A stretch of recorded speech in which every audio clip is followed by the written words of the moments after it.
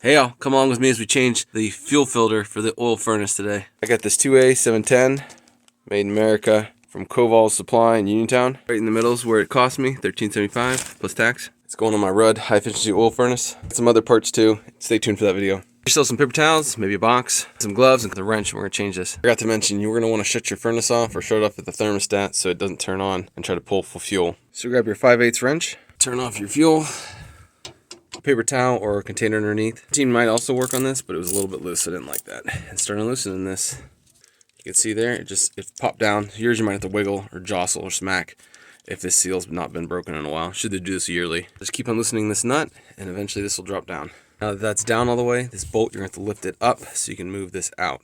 Take it out of there, sit off to the side. You can move your oil filter out to change it. But that's an Olive Garden container, and this is a potato salad container.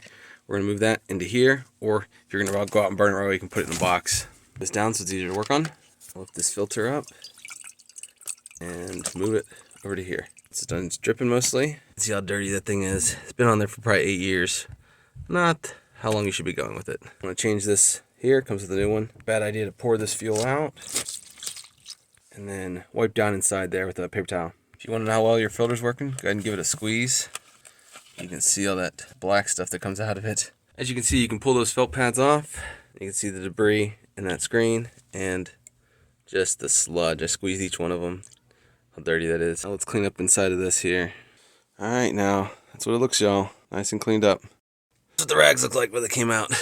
Package, you got your new filter and your gaskets you're gonna need. Definitely gonna need this one, and whichever one of those fits your bolt best. Take this one off and match it up. There's the old one, there's the new one. Matched up practically perfectly. Got the new one on the bolt. You can wipe off underneath this cap as well. Yuck. Now that you got it wiped off and looking a little better underneath there. Put your oil filter in this. It's good and seated. Make sure you got your gasket around the edge here. All right, since it filters through the center, we're just gonna pour some of this fuel on the outside edge of it. Trying to make a mess, just like so. To get towards the bottom, just slow up. You don't wanna pour all that debris in there. Just also don't pour it down that center hole. That's what's left right there.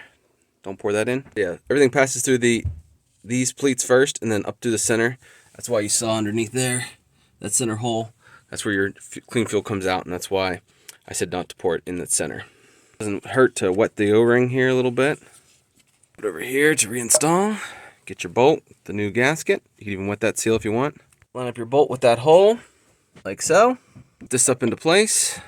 You line up this filter, or that screen, with the inside. You might have to wiggle it around till you get it, and then you can start tightening up that bolt.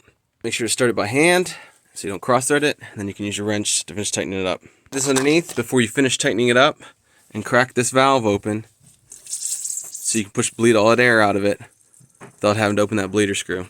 You might see some dripping of fuel or fuel running, and you know you are all bled because you're not hearing any air. Just tightening it up. You don't have to kill it, but just make sure you hold that still while you're tightening it up. And then turn that back on and check for any leaks. Once you got that back on, go on the bottom and on the sides, and maybe put a clean paper towel underneath just to make sure you don't have any leaks. After you've wiped everything down with a clean paper towel, cleaned up underneath, just like I said, leave one underneath for a few days just to make sure it's not leaking. If your old filter in the trash or burning it, and then make sure to turn your power back on or your thermostat. Stay tuned where I get the video where I had to keep resetting this and found out it wasn't getting spark and what I did to make this one work. As always, like and subscribe for more. Stay safe and God bless.